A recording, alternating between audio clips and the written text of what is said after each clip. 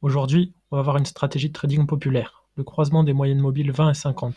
Cette méthode est souvent utilisée pour identifier les changements de tendance sur les marchés financiers. Une moyenne mobile est un indicateur technique qui liste les fluctuations de prix sur une période donnée, aidant ainsi à identifier les tendances. Dans cette stratégie, on utilise deux moyennes mobiles.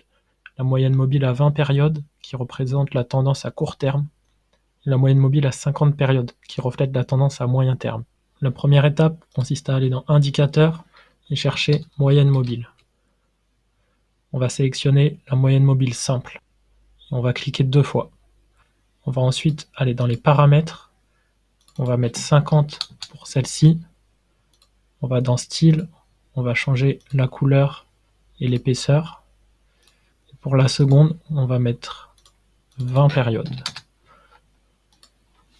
La stratégie est simple. On a un signal d'achat lorsque la moyenne mobile à 20 périodes croise au-dessus de la moyenne mobile à 50 périodes.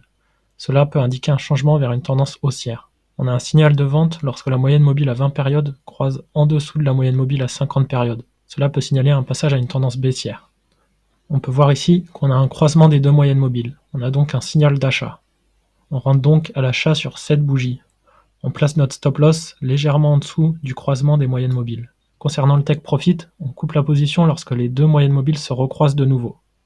On prend donc notre profit sur cette bougie.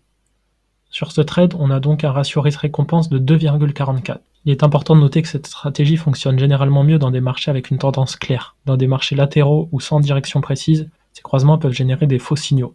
En conclusion, le croisement des moyennes mobiles 20 et 50 périodes est un outil précieux pour détecter les inversions de tendance et affiner vos décisions de trading. Cependant, comme pour toute stratégie, il est essentiel de l'utiliser en conjonction avec d'autres analyses et de rester prudent. Merci d'avoir suivi cette vidéo. N'hésitez pas à vous abonner pour plus de contenu sur la bourse et le trading.